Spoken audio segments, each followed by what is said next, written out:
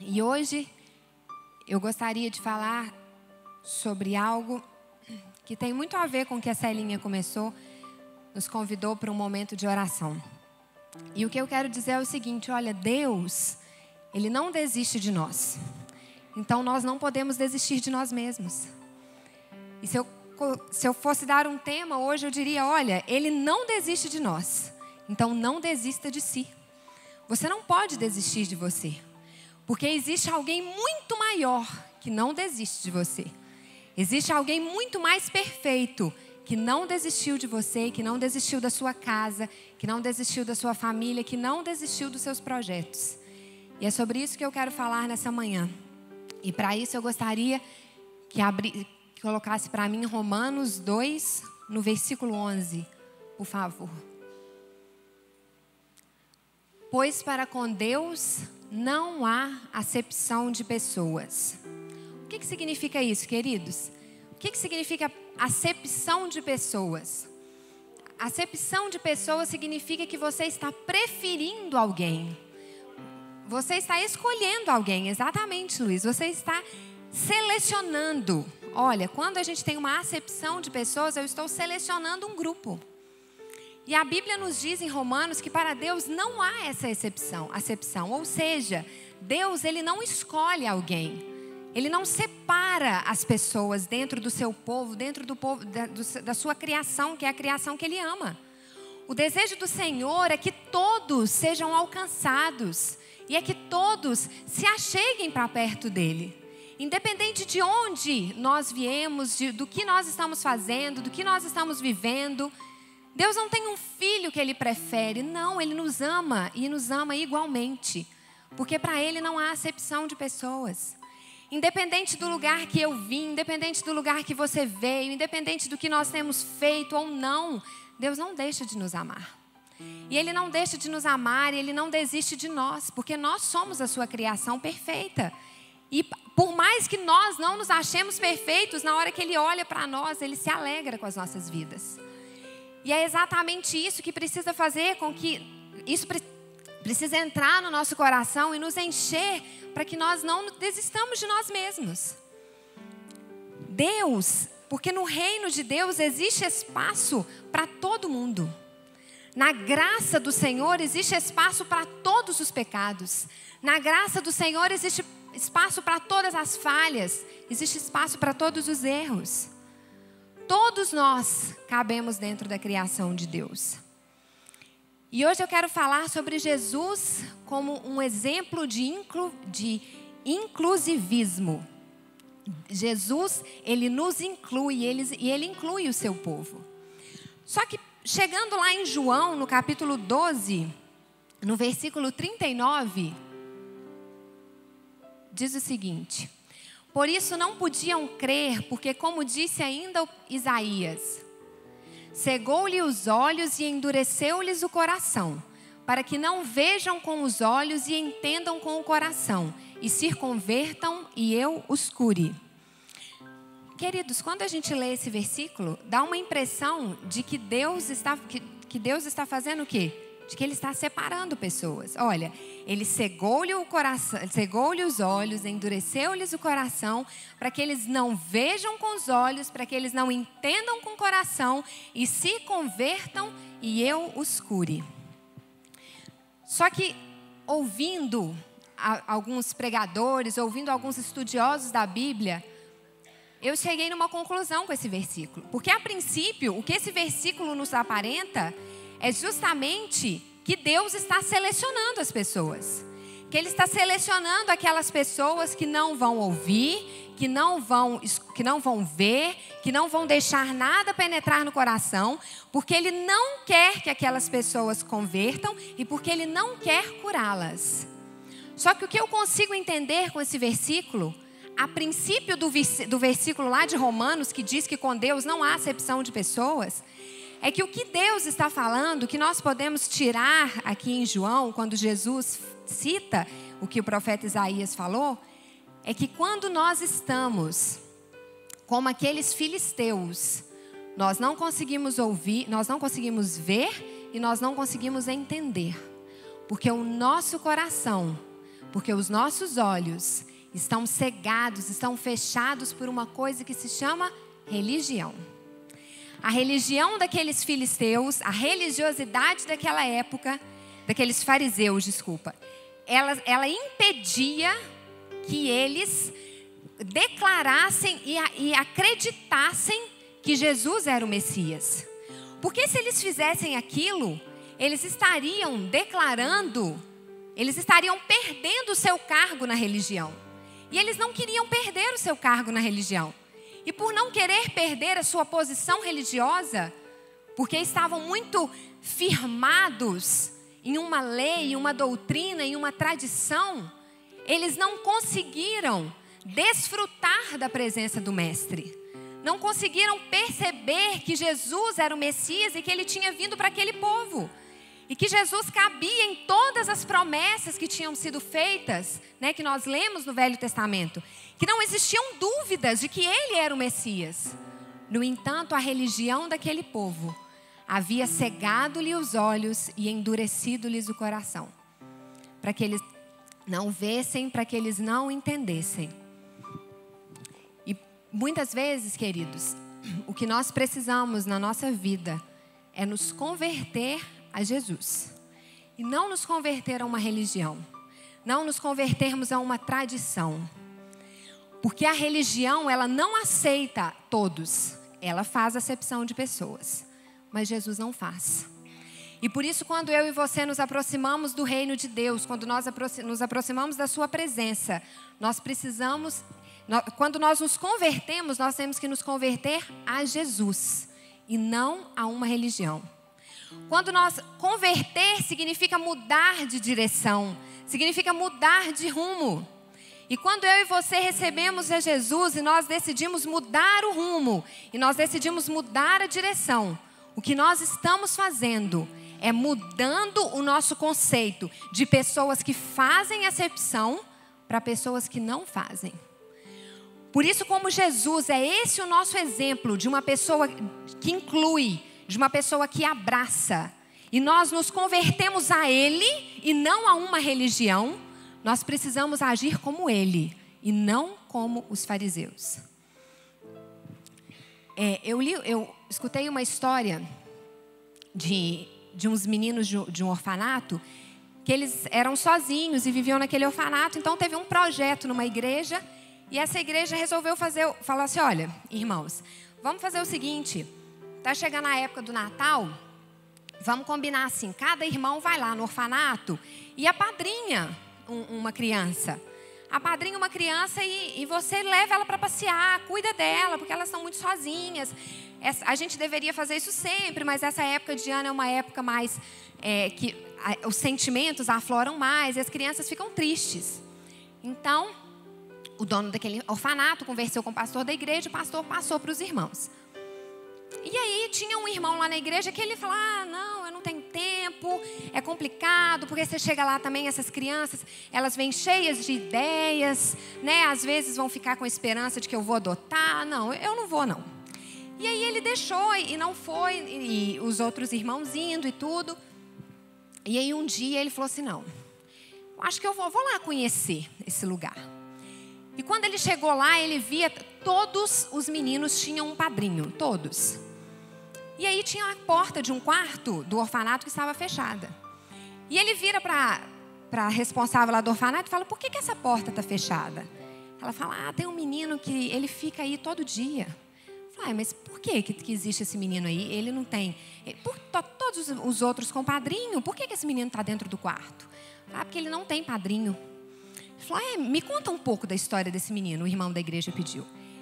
E aquela senhora começou a contar para ele, que a mãe tinha morrido, o pai tinha sumido na vida e que ele tinha sido levado para o orfanato.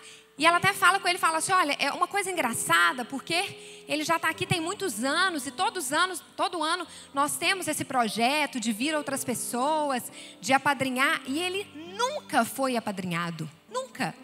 Aí o irmão, a história conta que o irmão ficou assim, assustado, os olhos encheram de lágrima, e ele falou assim: mas nunca? Quantos anos que esse menino tem? Não, ele tem 14 anos. Ele tem 14 anos, ele nunca saiu do orfanato? Não, porque ninguém nunca veio apadrinhar. E aquele irmão, então, ele se emociona e ele fala, meu Deus, esse menino tem 14 anos que ele não tem ninguém, é isso? Aí ela falou, não, eu quero ir lá, eu quero falar com ele. E na hora que ele entra dentro do quarto, o menino está na cama, quietinho, olhando para o alto. E ele fala com ele, oi, tudo bem? E o menino olha e não responde. E ele senta na cama e fala, olha, eu vim te levar para passear. E aquele menino vira para ele e fala assim, veio me levar para passear? Por quê? Por que você veio me levar para passear? Tem 14 anos que eu estou aqui, nunca ninguém me levou para passear, eu não vou com você. Aí ele, não, vamos comigo, eu quero passear com você, eu quero te levar no shopping, eu quero que você aproveita. Aí ele olha para ele com aquele olhar desconfiado e fala, olha, mas ninguém nunca fez isso por mim. Eu não estou acostumado com isso, tem 14 anos que eu estou aqui. Os meus amiguinhos entram, saem, entra, sai gente. Sempre tem alguém para levar e eu estou sempre sozinho, nunca tem ninguém. Por quê? Não, eu não quero ir.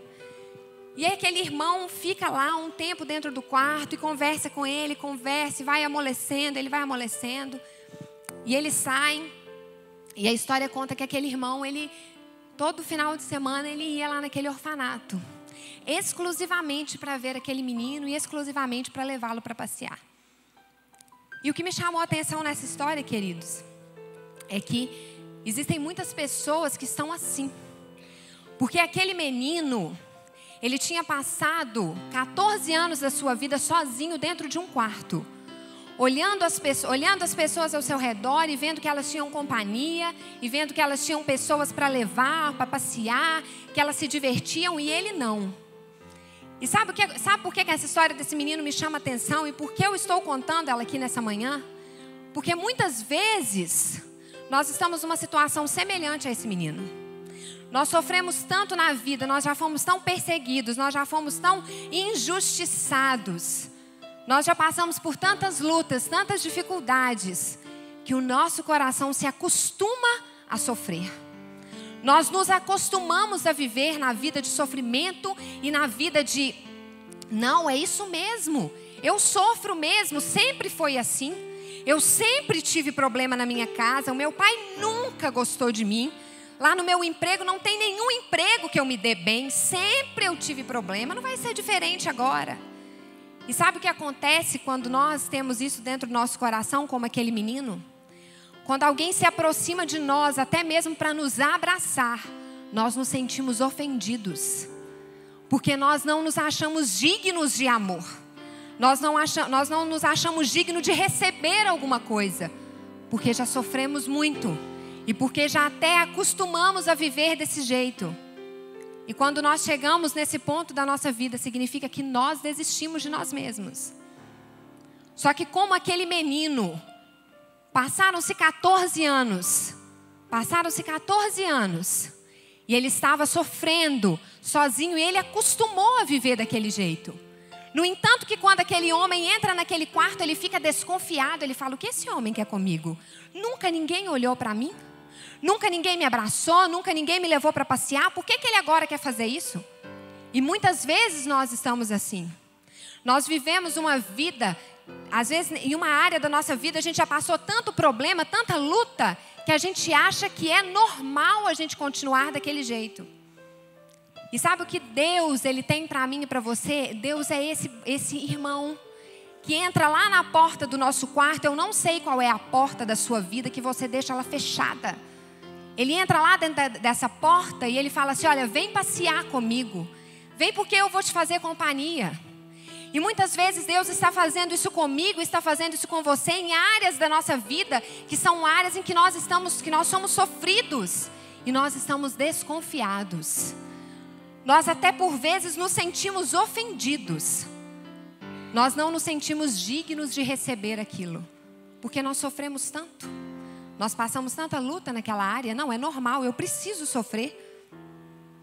E eu quero dizer para vocês aqui nessa manhã, para essas pessoas que têm essas portas fechadas no seu coração, para essas pessoas que têm essas áreas machucadas, áreas que sofreram, que pelejaram e que por vezes se encontram dessa maneira, não, é normal. Eu não vou sair disso. eu não vou conseguir, a vida sempre foi assim, eu sempre sofri assim, eu sempre tive problema com isso e eu vou continuar tendo. Não, nessa manhã o que eu quero dizer para vocês é que Ele nos ama. E por Ele nos amar, Ele vai abrir essas portas dos nossos corações que precisam ser abertas.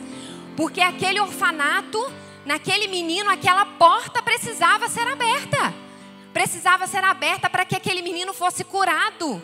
E para que ele percebesse que existia alguém que o amava. Para ele perceber que existia alguém que se importava com ele. E nessa manhã Deus quer falar comigo e Ele quer falar com você. Que Ele é um Jesus que inclui. E Ele quer incluir todas as áreas da sua vida na plenitude da graça dEle. E nessa manhã Ele está abrindo as portas que estão fechadas. Eu vim nessa manhã trazer essa palavra com esse propósito. As portas dentro do nosso coração que estão fechadas. As áreas que estão amarradas. Porque nós amarramos. Porque nós desistimos de nós. Porque nós desistimos daquela área na nossa vida. Eu quero te dizer e eu quero dizer para mim que Jesus te ama. E esse amor, Ele basta. E Ele vai abrir essa porta. E Ele vai te chamar para passear. E Ele vai viver com você, porque não é um dia só. Aquele irmão não foi lá naquele orfanato apenas um dia e abriu a porta daquele quarto apenas um dia, não. Ele permaneceu indo e é assim que o Senhor vai fazer conosco. Ele vai permanecer conosco até que nós sejamos completamente curados. E eu quero ainda te dizer que quando nós formos completamente curados, Ele vai continuar conosco. Glória a Deus. Ele não desiste. O Senhor não desiste. Você pode ter desistido, mas Ele não desistiu de você. Deus não tinha desistido daquele menino e por isso Ele levou aquele irmão lá naquele orfanato. Eu não sei do que você precisa, eu não sei qual porta precisa ser aberta dentro do seu coração, que está fechada, que está travada. Qual área da sua vida que você desistiu? Mas eu quero te dizer que se Deus não desistiu dessa área, você também não pode desistir. Você também não pode desistir. E como exemplos de inclusão, eu quero dar 2 exemplos em que o Senhor, Jesus, mostra que Ele é um Deus que inclui. Lá em João, no capítulo 8, no versículo 1, diz o seguinte: Mas Jesus foi para o Monte das Oliveiras. Pela manhã cedo, voltou ao templo e todo o povo vinha ter com ele. E Jesus, sentando-se, o ensinava. Então os escribas e fariseus trouxeram-lhe uma mulher apanhada em adultério. E pondo-a no meio, disseram-lhe: Mestre, essa mulher foi apanhada em flagrante adultério. Ora, Moisés nos ordena na lei que as tais sejam apedrejadas. Tu, pois, que dizes? Isto diziam eles, tentando-o, para terem de que o acusar. Jesus, porém, inclinando-se, começou a escrever no chão com o dedo. Mas como insistissem em perguntar-lhe, ergueu-se e disse: Aquele que dentre vós que está sem pecado, seja o primeiro que lhe atire uma pedra. E tornando a inclinar-se, escrevia na terra.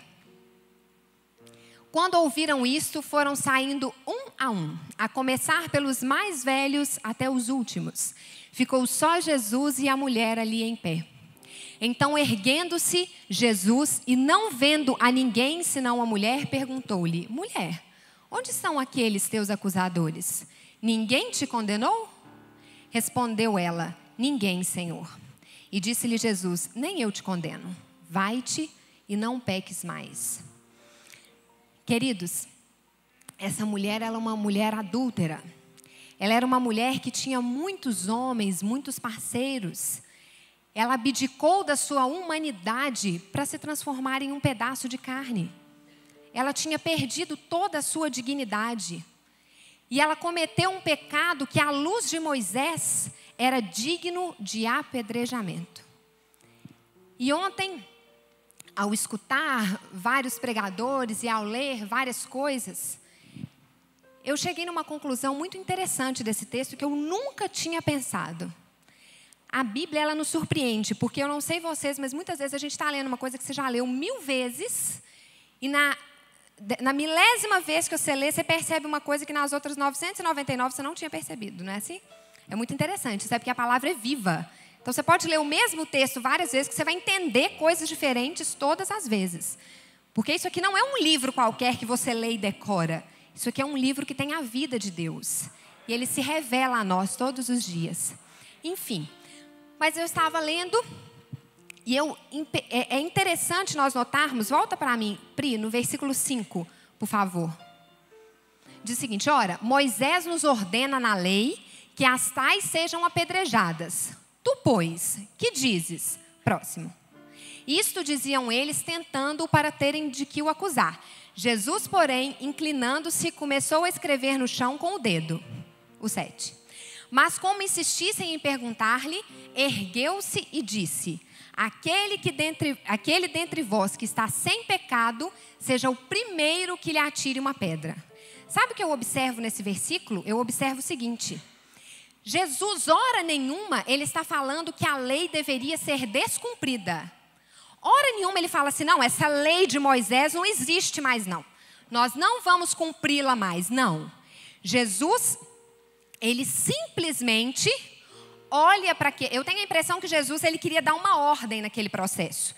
Eu imagino que estava aquela mulher ali, aos pés de Jesus, e tinham vários homens ao redor. Então ele fala assim, olha, isso é minha imaginação, viu gente? Não está escrito na Bíblia. Por exemplo... Está lá aquele povão querendo apedrejar com a pedrinha na mão e a mulher lá aos pés de Jesus. E aí ele olha para aquele povo e fala assim. Aí eles falam, olha, a lei de Moisés manda. Aí Jesus deve ter rapidamente se lembrado. A lei de Moisés manda apedrejar. Então tá bom, tem esse tanto de gente aqui. Então vamos lá, gente, presta atenção aqui. Ó. Vamos fazer uma ordem. Vamos fazer uma fila.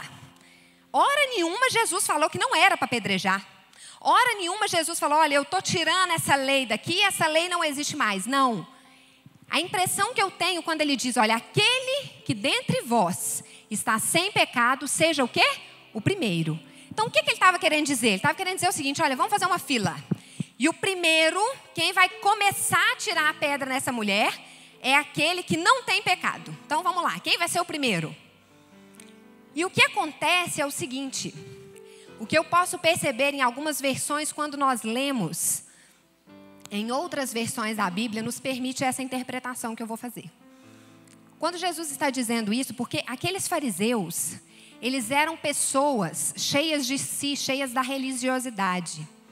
Então pensem comigo, pessoas tão prepotentes e tão cheias de religiosidade, se eles tivessem um pecado pequenininho, vamos dizer assim, em nível social, se eles estivessem fazendo coisas que são mais ou menos erradas, vocês acham que eles não teriam coragem de apedrejar? Eu acho que sim. Eu acho que eles teriam coragem. Se Jesus estivesse se referindo a coisas que para nós, né, que nós classificamos como pecadinho, pecadão, eles teriam coragem de apedrejar aquela mulher. Sabe por que eu penso nisso? Porque muitas vezes nós, com todos os nossos erros que nós temos, quando nós olhamos para uma pessoa fazendo aquilo que nós achamos que é mais grave do que os nossos pecados, nós temos coragem de julgar? E nós temos coragem de jogar pedras? Por que aqueles fariseus seriam diferentes? E pensando nisso, o que eu entendo nesse texto é que Jesus fala com eles assim, olha bem para essa mulher aqui. Aquele que dentre vós não pecou como ela, que atire a primeira pedra. E eu tenho a impressão que ela, com a cabeça baixa dela, deve ter olhado para cada um deles e pensado, você já foi lá. Eu sou uma mulher adúltera, eu sou uma prostituta, mas você estava lá comigo. Você também, você também, você também, você também. E sabe o que me faz ver nesse texto? Sabe por que aqueles homens queriam apedrejar aquela mulher? Não era por causa do pecado dela. Era porque aquela mulher era o reflexo do pecado deles. Quando eles olhavam para aquela mulher, eles viam que eles tinham pecado. Eles viam qual era a dimensão do erro e da enganação que eles viviam. Jesus simplesmente fala o seguinte, olha, Vamos, gente. Primeiro da fila, tem muita gente querendo apedrejar. O primeiro, que não cometeu pecado igual essa mulher aqui, ó. Que não é adúltero como ela, joga a pedra. Aí eu tenho a impressão que os mais velhos, que a Bíblia fala que foi saindo os mais velhos, mais novos. Meu Deus do céu, deixa eu ir embora. E o outro, eu também. Nosso Deus, eu já tive com essa mulher. E eu tenho a impressão que ela foi levantando e ela foi olhando assim no olho de cada um. E eles começaram a se lembrar, a falar, nossa, eu não posso fazer isso. Sabe por quê? Porque aquela mulher, ela era a referência simbólica da fraqueza daqueles homens. O pecado dela representava o pecado dos acusadores. E o que eles queriam fazer era matá-la, porque eles acreditavam que quando eles matassem aquela mulher, eles esqueceriam do seu pecado. E sabe o que acontece conosco? E aqui eu quero abrir um parêntese, eu quero falar de 2 tipos de pessoas. E aqui eu quero ressaltar, não 2 tipos de pessoas, mas eu quero ressaltar 2 coisas. Eu quero ressaltar com relação à atitude daqueles fariseus e com relação àquela mulher. Porque muitas vezes na nossa vida, nós nos encontramos tendo atitudes que lembram a atitude desses fariseus. E o que eu quero dizer, que Deus quer falar comigo, Ele quer falar com você, é o seguinte, olha, não transforme os outros na razão do seu problema. Aquela mulher era a referência simbólica do pecado daqueles homens. E por isso eles queriam matá-la. O que acontece é que muitas vezes o nosso problema não é com as pessoas, mas é o que as pessoas fazem lembrar o que nós somos e o que existe dentro de nós. Só que a gente acabar com aquela pessoa, a gente eliminá-la da nossa vida não vai adiantar nada. Porque aquilo que nós somos continua dentro de nós. Matar aquela mulher só ia tirar aparentemente o reflexo do pecado daqueles homens. Mas o pecado e o peso do pecado ia continuar dentro do coração deles enquanto eles não se arrependessem verdadeiramente. A atitude daqueles fariseus revela a atitude muitas vezes que nós como cristãos temos. Ou que as pessoas de fora têm conosco. Ninguém, e o que eu quero dizer nessa manhã é o seguinte, ninguém é culpado por aquilo que eu e você nos tornamos. A nossa vida ela é feita de muitas escolhas. A educação que os pais dão aos filhos é importante, importantíssima. Na Bíblia fala, olha, ensina o seu filho no caminho que ele deve andar. Então, pais, vocês não devem ensinar o caminho. Vocês devem andar com os seus filhos no caminho. Quando eu era pequena, o meu pai me ensinou uma coisa e eu nunca mais me esqueci. E eu já falei isso muitas vezes aqui na igreja. Ele falou comigo, olha, nunca se apresente a Deus de mãos vazias. Nem que seja 5 centavos você leve. Quantas vezes eu vi meu pai levando pratinha no gasofilácio, porque nós não tínhamos condição. E ele me dava, tirava do bolso, me dava 5 centavos, eu saía e vinha aqui ó, no altar. Eu aprendi a ser dizimista com o meu pai. Não porque ele me falou que eu tinha que ser dizimista, mas porque ele era comigo. Então, pais, vocês não devem ensinar o caminho, vocês devem andar no caminho com o filho de vocês. E a educação que os pais dão é super importante? Super. Mas nós vemos filhos aí que são que têm uma família ótima, que são super bem educados, que os pais fazem de tudo, mas que eles acabam desbandando na vida. E sabe o que muitas vezes esses filhos fazem? Eles falam, olha, a culpa é do meu pai. Eu sou desse jeito porque o meu pai e a minha mãe fizeram isso, isso e isso. O que eu quero dizer para você nessa manhã, não ponha a culpa nos outros daquilo que você tem dentro de você. Ninguém é culpado dos seus pecados, ninguém é culpado das suas escolhas. Não, as escolhas somos nós que fazemos. E por que eu estou dizendo isso, queridos? Porque essa razão no mundo de hoje, de tanta perseguição à toa.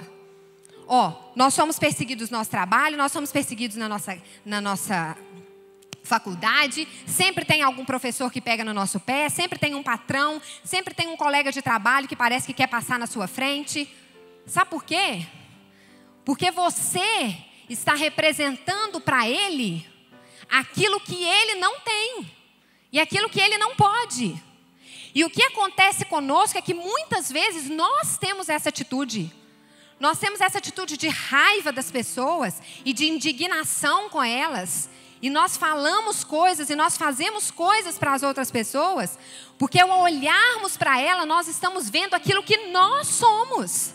Nós estamos vendo aquilo que nós pecamos. E o problema, queridos, é que nós vamos fazendo, nós vamos tentando apurrinhar a vida daquela pessoa e vamos tentando eliminá-la. E sabe o que acontece? O problema é que isso que a pessoa está revelando que nós somos, não para de crescer no nosso coração. Mesmo que você suma com aquela pessoa da sua frente. Porque o problema está no nosso interior. Está nas portas fechadas dentro do nosso coração. E essas portas fechadas, elas têm que ser abertas. Você não tem que eliminar, você não tem que perseguir uma pessoa que te faz mal. Porque você precisa só de Deus para abrir essa porta. E aqueles fariseus, o que eles fizeram foi exatamente isso. E é essa atitude dos fariseus que eu quero ressaltar. E eu quero ressaltar também com relação àquela mulher. Porque muitas vezes nós não temos essa atitude de fariseu. Mas nós estamos na situação daquela mulher. E qual era a situação daquela mulher? A situação da mulher era uma situação merecedora. Aquela mulher estava ali para ser apedrejada porque ela merecia ser apedrejada. Ela tinha feito por merecer, ela tinha pecado, ela tinha tido uma vida adúltera. Ela estava ali para... Não era mais do que o natural ela estar ali. Independente daqueles homens estarem acusando ou não ela, de acordo com a lei, ela deveria ser apedrejada. E o certo era ela estar ali mesmo e ela ser apedrejada. De acordo com a lei, sim, era isso que mandava. Ela tinha tomado as atitudes que tinham levado ela para aquele caminho. E muitas vezes nós temos essa atitude dessa mulher. Nós tomamos atitudes que nos levam para caminhos errados, para consequências que deveriam ser consequências graves. Não porque alguém nos prejudicou ou porque alguém nos levou ali, não. Muitas vezes, em muitos sentidos da nossa vida, nós tomamos atitudes que, como essa mulher, que nós teríamos que ter consequências que nós merecíamos.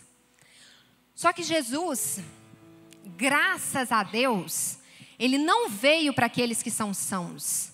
Ele veio para aqueles que são doentes. Ele veio para restaurar, Ele veio para curar. Ele não veio para quem já é bom demais, para quem não precisa de nada. Ele veio para aquela mulher. E Ele veio para nós, que todos os dias fazemos coisas erradas. E sabe uma coisa que é muito interessante? Quando a gente para pensar o tanto de atitude errada que a gente toma. E como nós colhemos pouco, não é verdade? A gente toma tantas atitudes erradas e Deus continua nos abençoando tanto. Ele é tão misericordioso, Ele é tão gracioso. Sabe por quê? Porque Jesus veio para os doentes. Ele veio para nós. E quando Ele chama aquela mulher, Ele fala assim: olha, mulher, levanta, levanta, levanta. Cadê aqueles que te acusaram? Aí ela olha e fala: não tem ninguém, não é, mulher? Aí ela fala: olha, não tem ninguém, todos foram embora. Aí Jesus diz: quanto mais eu vou te acusar, levanta-te. É engraçado, eu acho tão interessante Jesus, é tão pleno o amor do Senhor, Ele é tão grande, Ele é tão além daquilo que nós podemos entender, que olha o que Jesus faz, queridos. Aquela mulher se levanta e está lá só os dois. O que Jesus podia ter feito? Jesus podia ter dado um sermão nela, falado: olha aqui, você para com essa vida, você vai ficar você está vivendo desse jeito, você não vai subir no altar, você vai ficar tantos dias sem tocar, você vai ficar tantos dias sem cantar, você vai fazer não sei o quê, não, você não pode ministrar lá no anfitrião mais, porque você errou, porque você não sei o quê, não. O que Jesus faz? Ele fala: levanta-te e não peques. Vá e não peques mais. O Deus do amor, Ele não nos chama para nos dar nenhum sermão. Ele não quer nos levantar e falar assim: olha, você culpou, você não sei o quê, não sei o quê, não sei o quê. Aquela mulher já estava humilhada aos pés do Senhor e ela já sabia exatamente tudo que ela tinha feito. E ela estava ali arrependida. Então o Senhor chama ela e fala: olha, vai e não peques mais. Sabe o que Jesus faz? Ele inclui aquela mulher no alvo da sua graça. Ele pega aquela mulher e Ele coloca ela dentro do seu reino. E o que Jesus faz comigo, Ele faz com você é exatamente isso. Ele nos inclui dentro do seu reino. independente se nós merecemos, independente se nós não merecemos. E nessa situação eu acho outra coisa muito interessante, que é o seguinte: eu digo que existem duas pessoas na vida. Existem aquelas pessoas que são inteligentes e existem aquelas pessoas que não são inteligentes. E quando eu me refiro a pessoas inteligentes, eu não estou dizendo a pessoas que estudam muito, pessoas que tiram boas notas, pessoas que têm sucesso profissional, não. Eu não estou me referindo a nada disso. Pessoas inteligentes para mim são aquelas pessoas que olham para si e se enxergam. A pessoa, para ela ser inteligente, ela tem que olhar para ela mesma e enxergar o que ela é. As pessoas, e sabe por que eu considero essas pessoas inteligentes? Porque quando elas olham para si, elas veem que elas não merecem nada, que elas não são nada diante da grandeza de Deus. E aí, quando nós nos enxergamos, quando nós olhamos para nós e vemos que nós não somos dignos de nada do que Deus tem feito para nós, nós conseguimos enxergar as outras pessoas com maior clareza. Nós conseguimos enxergar as pessoas sem equívocos. E nós conseguimos entender, e por conseguirmos entender as outras pessoas, nós não as julgamos. Isso são pessoas inteligentes. E aí, quando Deus dá alguma coisa para essas pessoas inteligentes, elas se sentem tão imerecedoras, porque elas sabem que não era para elas terem nada, e tudo que elas têm é do Senhor e é por graça, é porque Ele fez, independente, mesmo que elas não merecessem. E aí, quando vem uma luta, quando vem uma batalha, quando elas perdem alguma coisa, elas não reclamam. E sabe por que elas não reclamam? Porque elas sabem que elas não tinham, aquilo não era delas. Elas não mereciam. E o Senhor é que deu. E se Ele tirou, da mesma maneira que Ele deu daquela vez, Ele pode dar de novo. E isso, pessoas inteligentes vivem de maneira muito mais feliz. Porque elas conseguem se enxergar, elas conseguem enxergar que elas são pequenas, elas conseguem enxergar que elas não são nada diante da grandeza de Deus. E ao receberem alguma coisa, elas se sentem completamente imerecedoras. E ao perder alguma coisa, elas não se sentem injustiçadas. E aquelas pessoas que não são inteligentes são exatamente o oposto. São aquelas pessoas que não se enxergam. E aí elas acham que elas são dignas de muitas coisas. E elas acham que elas têm direito a muita coisa. E aí quando vem uma luta, quando vem uma batalha, elas se sentem completamente injustiçadas. Não, isso não poderia ter acontecido comigo. Por que isso aconteceu? Eu não. Eu sou lá servo do Senhor, eu vou na casa do Senhor todos os dias. Por que isso comigo não? Isso é aquela pessoa que não está se enxergando. Porque quando nós nos enxergamos, nós entendemos que tudo que nós temos vem de Deus. E o que aconteceu com essa mulher adúltera foi exatamente isso. Ela se enxergou. E ao se enxergar, ela viu que ela não era merecedora de nada. De nada que ela tinha. E aí quando ela se enxergou, ela conseguiu entrar dentro da graça de Deus. Ela conseguiu ser incluída dentro do amor do Senhor.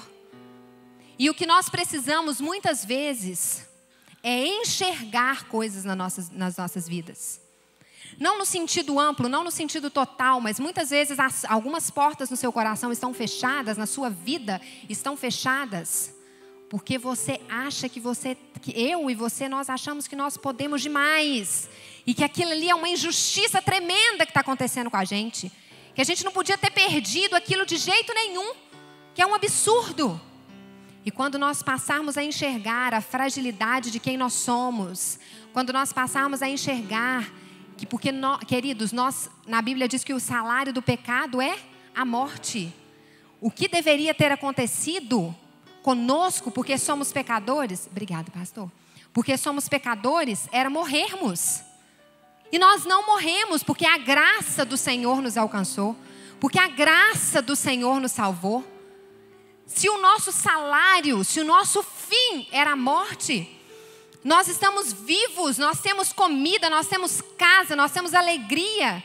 Se nós estamos vivendo isso, é muito mais do que nós merecemos. E quando nós enxergamos isso na nossa vida, nós permitimos a Deus restaurar aquilo que nós perdemos. Porque na verdade nós não perdemos, porque na verdade nunca foi nosso. Tudo vem de Deus nas nossas vidas, tudo que nós temos. Às vezes você acha que você está conseguindo as coisas com a força do seu trabalho. Eu quero te dizer que não. Isso é Deus que está te dando, é Ele que está permitindo. E se por acaso você vier passar alguma situação difícil, eu quero te dizer, olha, do mesmo jeito que Deus fez você viver bem, essa é uma fase, se Ele está deixando você passar, é porque Ele sabe que você pode passar. Porque o Weber comentou aqui ontem no Culto de Jovens que o pastor Zé Márcio falou que Deus tem 2 braços, o da graça e o da misericórdia. E a misericórdia é aquele braço que Ele tira aquilo de ruim, que a gente não consegue. Então, se Deus permite alguma coisa chegar na nossa vida, é porque nós conseguimos. Nós não estamos sendo injustiçados.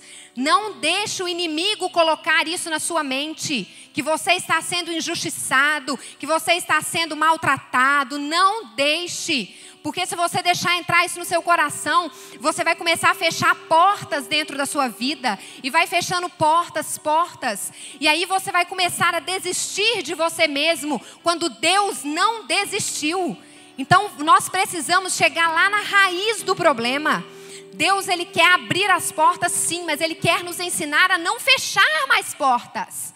E nós não vamos fechar mais portas quando nós entendermos que nós não somos injustiçados. Nós não somos coitadinho. Nós somos filhos de um Deus que é grande, de um Deus que é bom, que nos ama tanto, tanto, tanto, que mandou o seu Filho para morrer por nós. Não tem motivo. Não existe motivo. Não existe motivo para nós nos acharmos injustiçados. Isso é um espírito do inimigo que entra dentro das nossas vidas para nos aprisionar. E eu quero te dizer nessa manhã, quando isso chegar na sua vida, você resista. Você resista. Porque nós temos diversas pessoas que chegam através de nós com o seguinte: olha, tadinho de você. Está sendo injustiçado nesse trabalho. Todo mundo te persegue, todo mundo te maltrata. E aquilo ali vai entrando dentro do seu coração, entendeu? Aí você vai começando a fechar a porta e a fechar a porta. E sabe o que entra na sua mente? O seguinte, olha, todas as vezes que eu entrar num trabalho, alguém vai me perseguir. Eu nunca vou conseguir ser feliz num trabalho, porque sempre alguém vai me perseguir.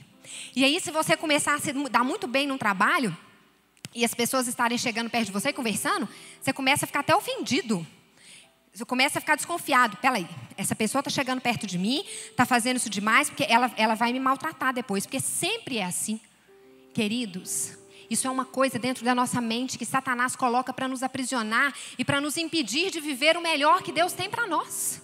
E nós não podemos aceitar isso dentro de nós. Nós precisamos que nessa manhã Deus abra a porta, sim, mas nós precisamos aprender a não fechá-las. E para nós não fecharmos, nós temos que olhar para nós mesmos, vermos quem nós somos, vermos que o nosso salário era a morte, e que se nós estamos aqui hoje, se nós temos tudo o que precisamos, é porque nós temos graça de Deus. E tudo que vem é graça, graça, graça e misericórdia. É só isso, graça, graça, graça e misericórdia. E eu quero te dar uma notícia boa nessa manhã. E a notícia boa que eu quero te dar nessa manhã é o seguinte: o melhor tempo da sua vida vai começar agora. Vai começar hoje. Sabe por quê? Porque a partir de hoje, eu e você vamos nos enxergar como indignos de tudo que nós recebemos. E aí, tudo que nós recebermos, nós vamos entender que é graça e misericórdia do Senhor. E nós vamos ser agradecidos a Deus. E não existe pessoa mais feliz do que uma pessoa agradecida. A pessoa, quando é agradecida, ela é feliz. Ela vive bem. Esse semestre, eu comecei na faculdade a passar para o ciclo clínico. E uma das matérias que eu tenho é semiologia psiquiátrica. Então a gente vai num instituto lá em Belo Horizonte que chama Instituto Raul Soares. Eu não sei se vocês conhecem. É um instituto referência de psiquiatria lá. E nós vamos toda quinta-feira, vamos atender os pacientes. E nessa quinta, o meu professor estava... A gente não atendeu nenhum paciente. Ele estava conversando com a gente sobre uns assuntos. E sabe o que nós chegamos à conclusão na sala? Que um dos maiores problemas da humanidade, sabe o que é? A ingratidão. Se nós conversarmos com aqueles pacientes que estão lá, todos eles, com todos os distúrbios psicofuncionais que eles têm, todos põem a culpa em alguém. Todos. Sempre a culpa é de alguém. Sempre alguém não fez aquilo por eles. Queridos, eu vou falar uma coisa com você. Quando a gente estuda na psiquiatria, dá um certo desespero, porque a gente começa... Sabe, a cabeça da gente fica ruim, parece. Você começa a não entender... A gente começa a confundir as coisas, sabe? Nossa, sempre que eu vou para aula, eu oro a Deus e falo: Deus, por favor, não deixa eu esquecer de que tudo está no controle do Senhor, que a ciência ela não comanda tudo assim, não. Não deixa eu esquecer, não deixa eu esquecer. Porque senão, sabe o que a gente começa a perceber na nossa vida? Que tudo a gente tem problema. Que tudo a gente tem doença. E essas doenças psíquicas, elas estão muito famosas agora. Então, vira e mexe, um vira para você e fala assim: não, você é ansioso, você tem que tomar remédio, você é bipolar, você é doido, você não sei o quê, não sei o quê. E aquilo começa a entrar dentro da sua mente, aí você fala: não, eu tenho que ir no psiquiatra, eu tenho que ir no psicólogo. Quando, na verdade, o que nós precisamos fazer é trabalhar com a nossa mente na palavra e no Senhor. Porque se nós não permitimos esse sentimento de injustiça entrar na nossa vida, nós não ficamos depressivos, nós não ficamos ansiosos, nós não ficamos. Porque nós somos agradecidos por aquilo que nós temos. E esse é um exemplo de inclusão. E o último exemplo de inclusão que eu quero dar é o exemplo de Pedro. Mas antes de eu falar de Pedro, eu quero dizer uma coisa para você. Às vezes, você tem tido atitudes na sua vida que você merece uma colheita ruim, como aquela mulher merecia. Às vezes eu tenho atitudes na minha vida que eu mereço. Mas o Senhor deu uma nova chance para aquela mulher.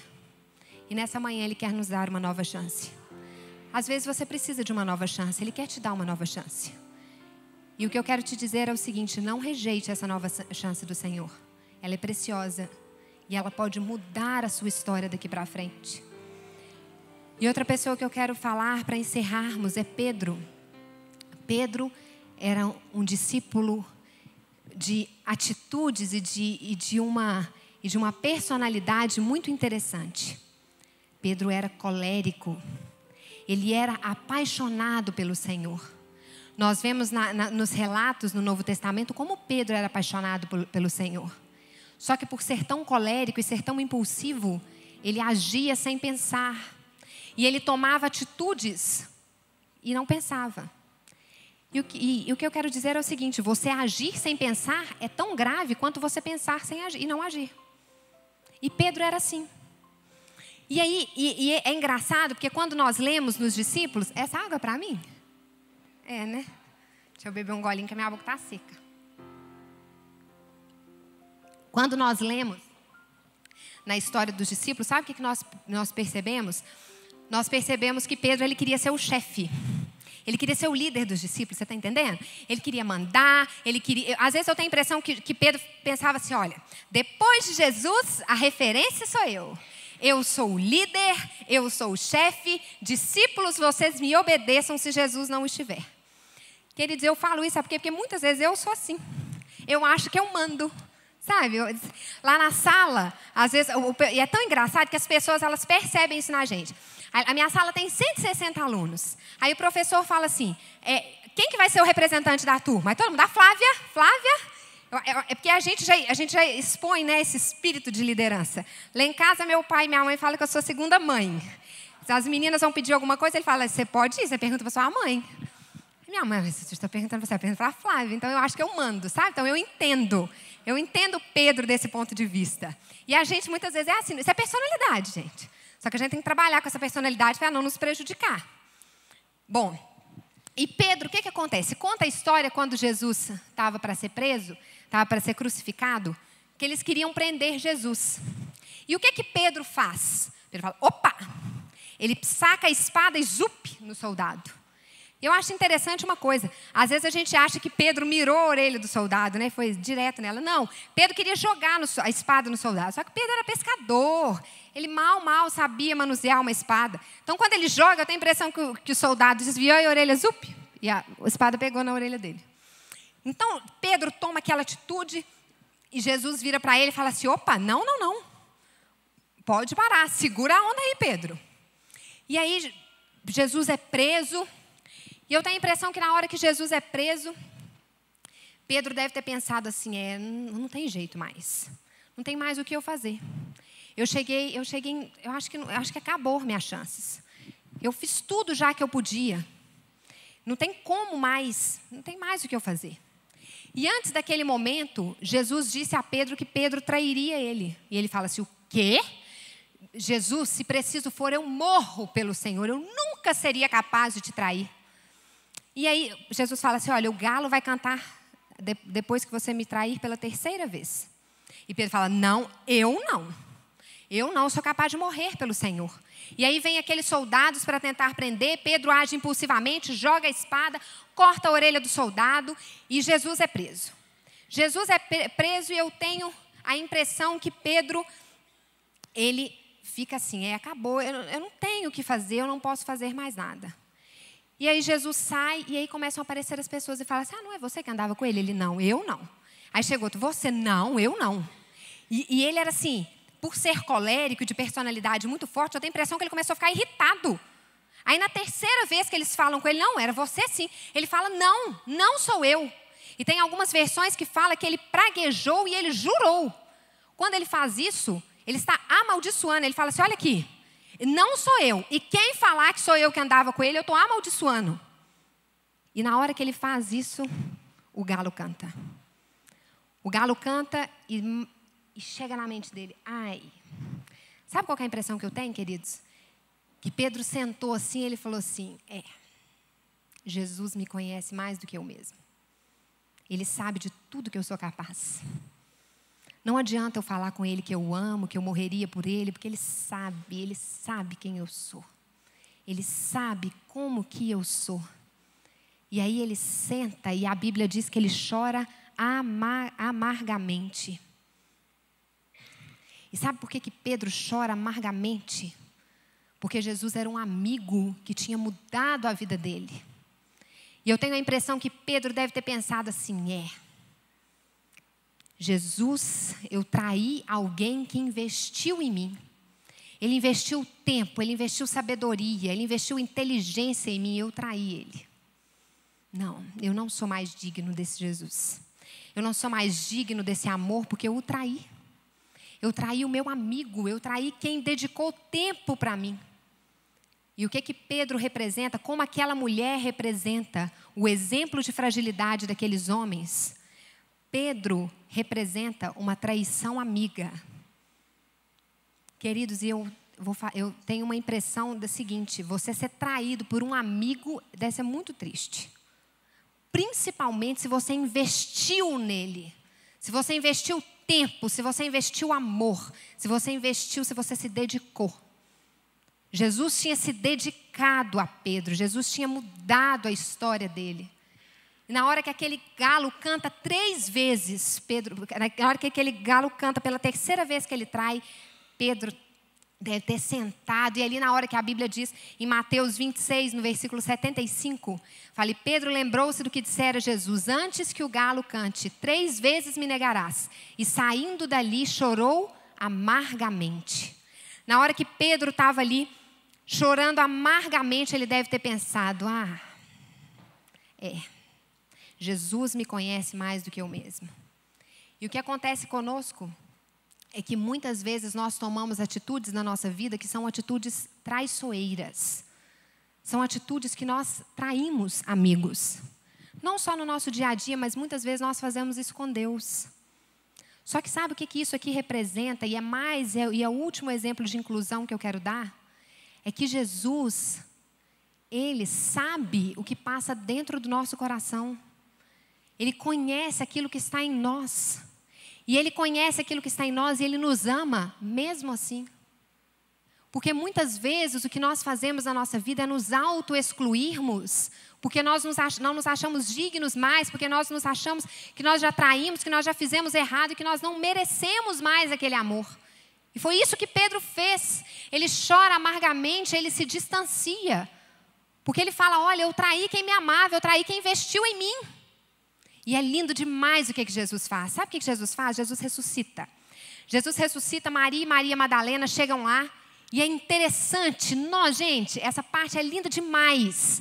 Jesus fala assim com elas, olha, reúnam os discípulos. E depois ele fala assim, e Pedro?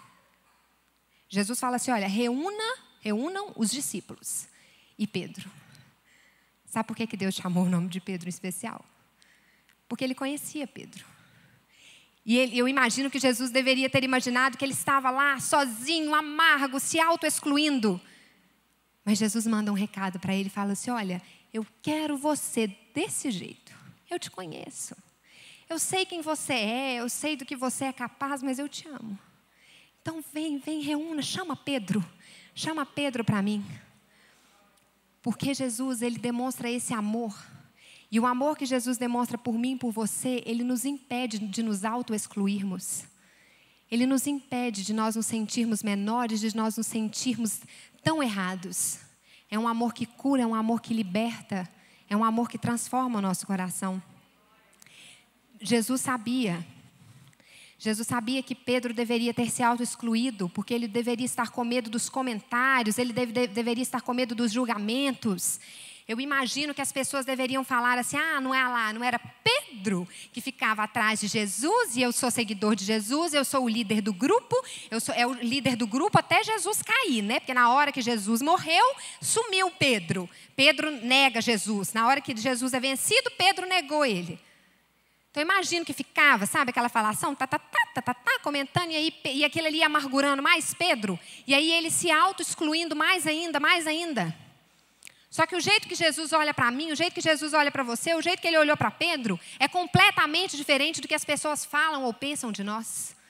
E muitas vezes, se você está se auto-excluindo por algum erro que você tomou e porque as pessoas têm te apontado e têm te julgado, Jesus, da mesma forma que ele fez com Pedro, ele fala: olha, reúna os discípulos e Pedro. Jesus fala comigo e com você: olha, reúna o meu povo e a Flávia. Reúna meu povo e o João. Reúna meu povo e o fulano, ciclano. Porque ele sabe quem nós somos. Você e eu não precisamos esconder nada de Deus. E por mais que nós tentemos fazer as coisas e falar como Pedro fez, Jesus nos conhece. E mesmo assim Ele nos ama. Essa é a dimensão do amor de Deus. Porque muitas vezes nós somos os traidores, somos nós que traímos.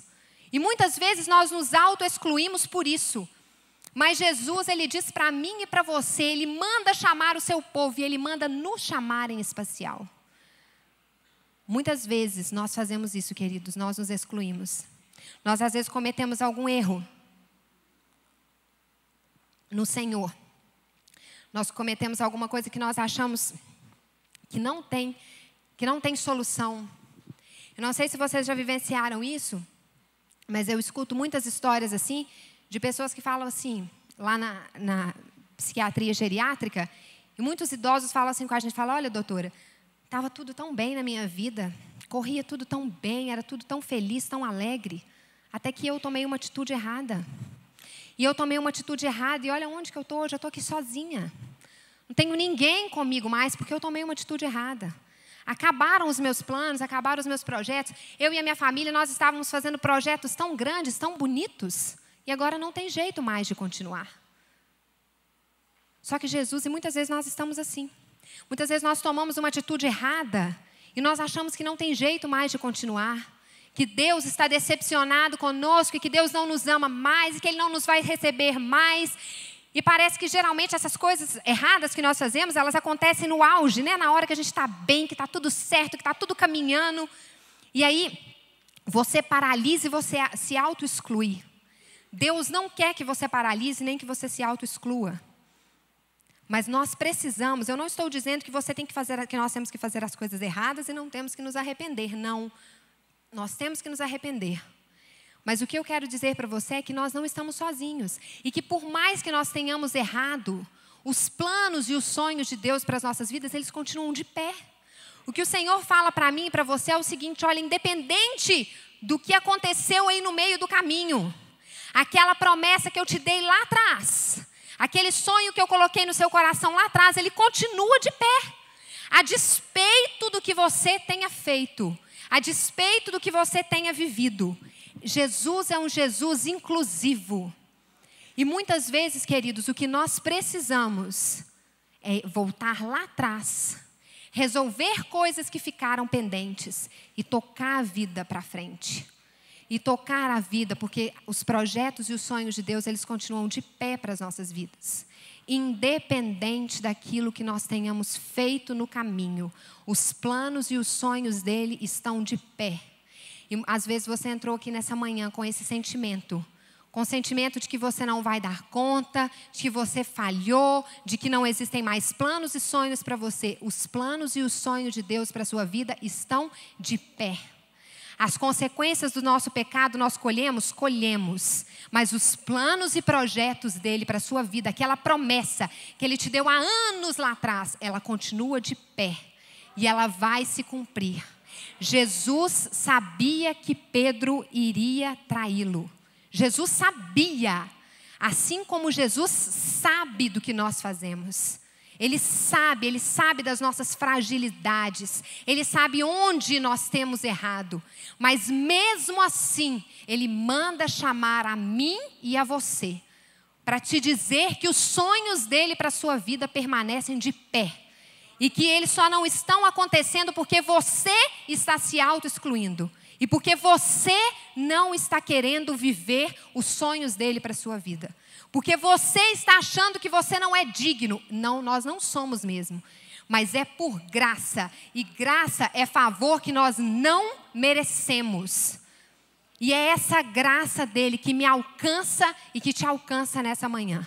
Sabe para quê? Para que nós possamos viver de maneira diferente. Para que nós não deixemos que esses transtornos psíquicos dominem a nossa mente, destruam o nosso corpo. Porque muitas pessoas passando mal, com câncer no estômago, de tanta ansiedade, de tanto medo, de tanta síndrome de coitado, de sofredor, de não merecedor. Nós temos que reconhecer que não somos merecedores, mas que nós temos um Deus que nos ama e que resolveu nos dar.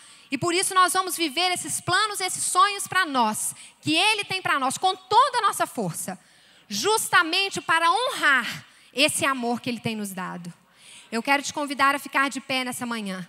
E eu quero que você declare comigo, olha, Deus, nessa manhã eu vou entregar de todo o meu coração, tudo que está aqui dentro, todo sentimento que me faz me sentir menor, todo sentimento que me faz me sentir coitado, todo sentimento, tudo aquilo que vem na minha vida e que diz assim, olha, não, você, o seu pai te fez sofrer, é por isso que você é desse jeito. Não, você tem uma nova história em Deus. Nós precisamos lutar contra essas amarguras dentro do nosso coração, porque você e eu, nós não somos coitados, nós somos filhos de um Deus que é grande. E por mais que tenhamos errado, por mais que tenhamos feito aquilo que não deveríamos ter feito, Ele continua nos amando. E os sonhos dEle para a nossa vida estão de pé. E nessa manhã Ele quer dar uma nova chance para mim e para você. Essa música da Aline Barros, de entrega, ela é maravilhosa. E o que eu tenho a impressão, quando ela fez essa música, pelo menos nas ministrações que eu tenho escutado dela, é que na verdade ela estava entregando toda a honra e toda a glória ao Senhor. Mas as músicas, assim como a palavra, elas se modificam dentro do nosso coração.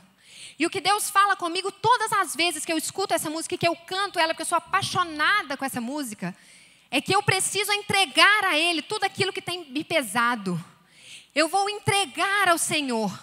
Eu vou deixar tudo aos pés da cruz, eu vou segui-lo. Eu vou prosseguir pelo caminho de maneira diferente, de maneira firme e crendo no Deus que não desistiu de mim, que não desistiu dos meus sonhos, que não desistiu dos meus planos. Feche seus olhos, fala com Deus, fala, Senhor, nessa manhã eu quero cantar essa música, eu quero numa atitude de fé, numa atitude profética, eu quero entregar aquilo que está dentro do meu coração, eu quero entregar essas portas para que o Senhor abra e para que o Senhor entre, para que o Senhor mude, para que o Senhor me leve para passear. Senhor, eu quero entregar ao Senhor todo esse espírito de coitada, todo esse espírito de injustiçada. Eu quero andar como uma pessoa curada, eu quero andar como uma pessoa cheia da Tua graça, cheia da Tua glória. Senhor, em nome de Jesus, nós queremos Te louvar nessa manhã. Nós queremos declarar essa canção como uma atitude profética. Nós estamos entregando ao Senhor, Deus, tudo, tudo, tudo.